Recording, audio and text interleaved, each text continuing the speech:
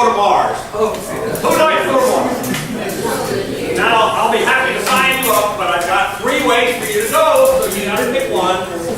Well, it'll happen in about 5 years, but I'd like to see if you'd like to pick one of these ways. There are 2 commercial companies that are trying to get people to go.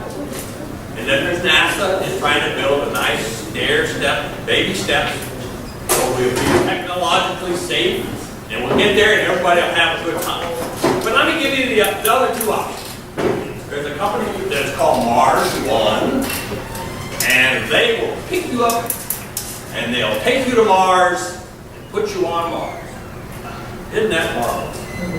No air, no water, no housing, no food. But you got there. Now, would that be like to go that way? Some people say, gee, I'd love to go. I'll be a pioneer, just like Lewis and Clark did. They left St. Louis and went to find the Pacific Ocean. But they had air, they had water, they could kill their food, and it was pretty nice. Well, I'm not sure I'm such a pioneer that I like to go to a place where there's just red dirt and there's no air, there's no water. So that's not my idea of good fun.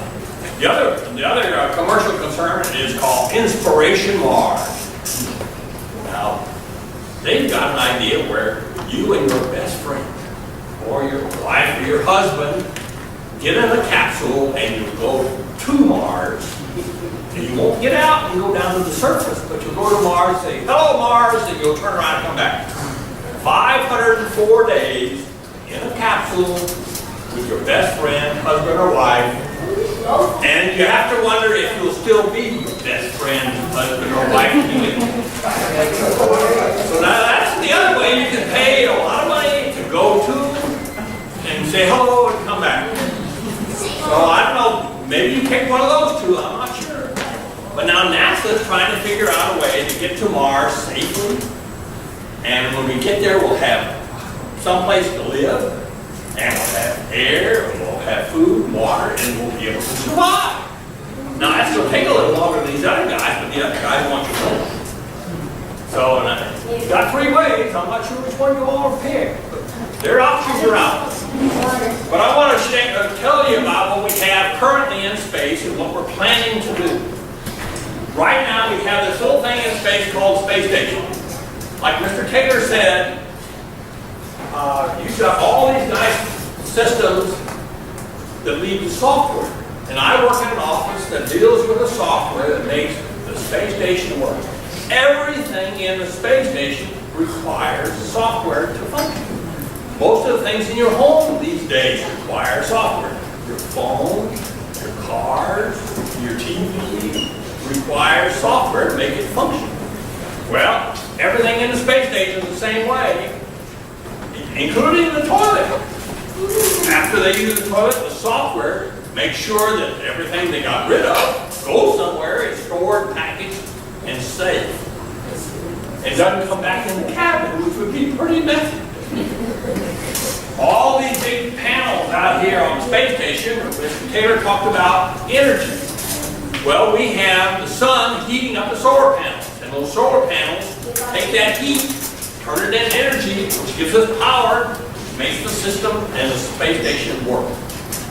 Anybody know how big a softball field or even a football field is? Well, I can put the entire space station on top of a football field. So next time you look at a football field, that's a big area.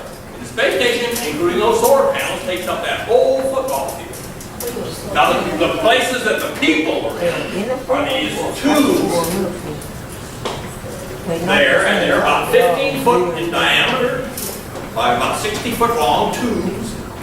And they were brought up originally by the space shuttle, which we don't have anymore, but all the tubes were put together. And sometimes little children have what they call lock beads for children. They put them together and they make necklaces and stuff out of them.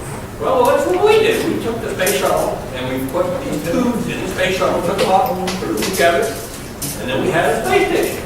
Now we've gotten tubes, additional tubes from Europe and Russia and Japan, and we added those on too. Like a bunch of Lego toys, we added them on, and we had to add more solar panels to give us more energy, give us the power, and make everything work. But it's the size of a football field. Mr. Everett talked about Robonaut. Well, he's an astronaut, he's a robot. We put the two words together and made it Robonaut. And Robonaut, he's about 9 foot tall. But I want to tell you, or show you some pictures of a little video clip of how we built him. First, we built from here up, and we built all of his brains are not up here in his head, although we made him look like a human being. His brains are in his chest, but his head is all optics, so we can see what's going on. You've got eyes to have optics, but your brain and your head is full of your intelligence. Well, we put all of his computers down in his chest. So we built his upper torso, we put him up into space, about 2 years ago, and we're testing to be sure he works. His arms, his head, and all that. And down on the ground, we built his legs. Now, we just sent his legs up about 4 months ago. In the next month, we're going to put his legs and his torso together. We'll have a complete Robonaut. And then we're going to start testing him outside. So I've got a few video clips to show development of his legs, development of his torso, and then a little cartoons about him working outside. Now, the thing I want you to notice, outside the space station, we have handholds. So kind of an orange bar, we just colored orange so we can see it. Orange bars every few feet. So the astronauts, when they're outside, can grab one bar, just like a monkey might in a suit. Grab one bar, grab the next one, let go, and grab on the next one, and move around, not let go, and pull away. Well, we're going to use that same idea for the Robonaut. Except, I want you look down at your feet. What are these things on the bottom of your legs? They're flat things called feet, because we walk on flat surfaces. Well, we're going to ask Robonaut to go out and grab these handlebars. So we don't have feet. We have grasping mechanism. And you'll see that in the video. He can grab one, grab another one, grab another one. And he's got a lot more ability to move than you and I do. He can turn around the other way, turn his head around the other way. He's got double joints, he's got double knees, so his legs can go around every which way. He can move all over. He will be controlled by the astronauts inside the space station because they're looking out through his eyes. Wireless system. Okay, let's go to the big picture. Show you how big he is. Here's a Robonaut all put together. There I am. He's going up there. He's about 9 foot tall. There's a picture of his upper body. Okay, well, let's go back again.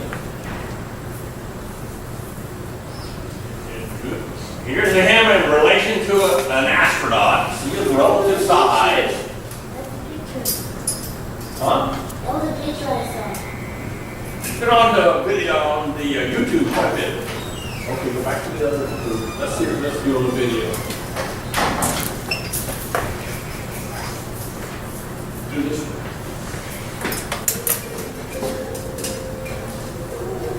See, turn the line.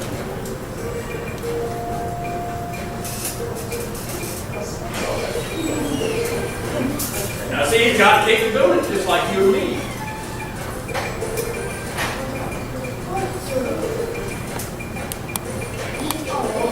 See, there's his upper body, and this guy's duplicating it.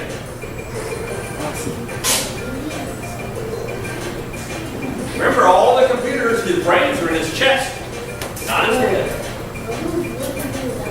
And somebody asked the other day, well, why do you make it look like this? And I said, we humans like to see things that look like us. So we built a robot that looks like us.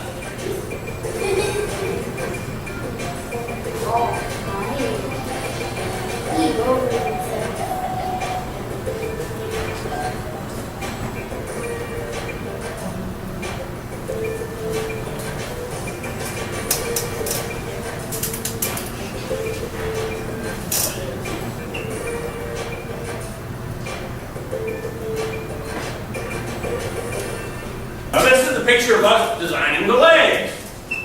Remember, this is just from his waist down. Here are those handlebars.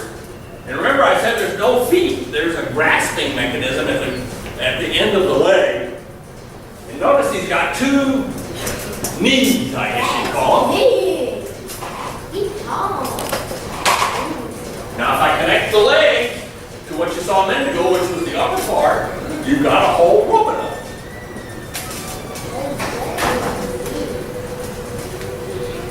And one of the key things we were talking about today was robotics. Well, we've got a fancy robot.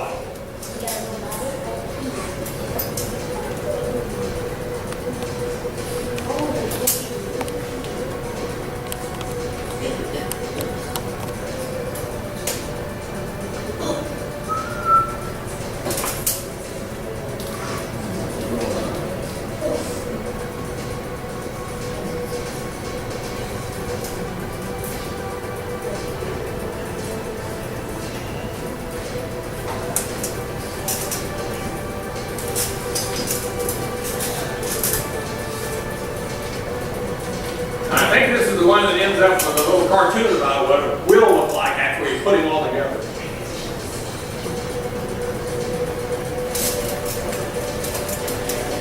Okay, here you go. After we we're going to test him like crazy inside the space station before we let it out and float away. To see if he can move around and grab. Notice he can move and twist a lot more than you and I can because we only have one knee. We can move that only one direction. Now watch how he can twist and turn and grab and see all these bars I was telling you about? Now watch him rotate the other way.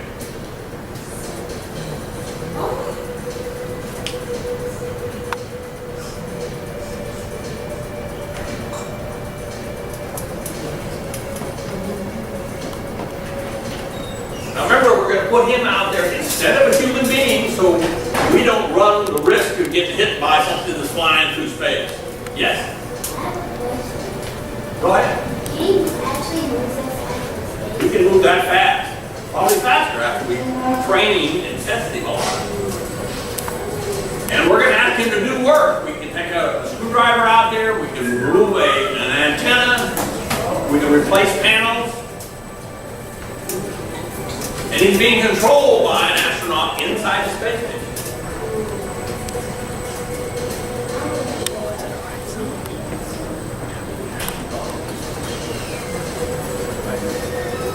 And what he's done is removed an instrument, and now he's going to take that back to some place where we can work on it.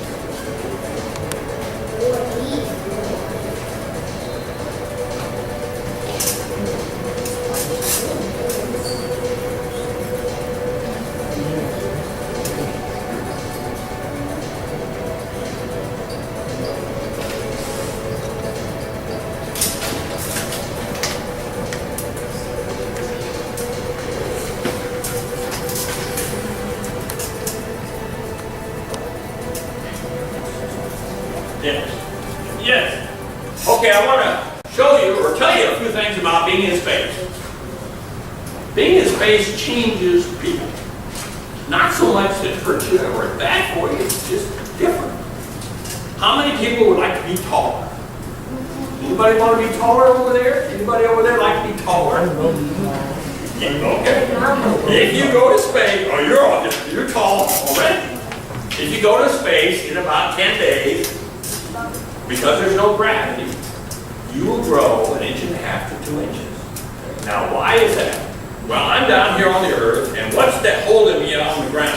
Gravity. Gravity. Gravity pushing on the top of my head, and pushing down all the plates in my spine to the point where I'm 5'9 1/2". Well, from up there, microgravity, very little gravity. My spine says, gee, nothing's pushing me down, I can get taller. And it will just expand until I'm 1.5 inches taller. I mean, it doesn't hurt me. It's just different. Of course, when you come home, that's what's waiting for you. Gravity's going to push you back down. And if you've ever seen some of the older shows where the astronauts got out of the space shuttle and some of them, it's not that they were space sick or anything, it's just that they came down from space to the ground in about 30 minutes. Well, you shrunk an inch and a half in 30 minutes. I think your back would kind of be sore and you'd kind of be walking funny. This marvelous thing that we have here called the body is a marvelous machine. If you remove the religious and the spirit and all the other things that attach to intelligence and things like that, this is a wonderful collection of bones, blood vessels, muscles, and so on. It changes, not for the bad, just it continues to function in space. This thing is this beautiful pump called a heart keeps pumping the blood. Down on the earth, if you cut your finger, and the blood comes pumping out, down the arm, through the blood vessel, what happens to the blood as it comes out the end of your finger? What happens to the blood as it comes out? It drips, it falls down. Well, in space, cut your finger, the good old marvelous pump pumps the blood down your arm, out to the end of your finger, and it comes out, but there's nothing to make it fall. It just grows a big bubble of blood until you figure out a way to remove it or put a Band-Aid over the cut. Anybody ever ridden a bicycle? Most of us have. Well, when you ride a bicycle, and some of our early astronauts, and we've got 3 machines that I'll show you that we use for exercise. We have a bicycle where some of the early astronauts said, gee, I just put on my shorts and my tennis shoes, I get on that bicycle and I'll pedal away. And when you punch over your handlebars, in between your shoulder blades, there's a little hollow. Well, they were pedaling away and they were sweating, and the sweat didn't go down, because no gravity, but the sweat kind of moved around the back of their body and kind of settled in that hollow between their shoulder blades. And so another astronaut came in and said, stop what you're doing, stop. And there was a floating pond between the guy's shoulder blades. And they got a towel, put it there to soak up all the water because the other computers don't like water. So from now on, everybody uses a bicycle or a t-shirt to soak up the sweat. When we get up in the morning and do our usual routine, we get up, brush our teeth, we take a bath, shower, and go to the bathroom maybe. What's the one thing we count on? We don't even think about it. It's always there. Gravity.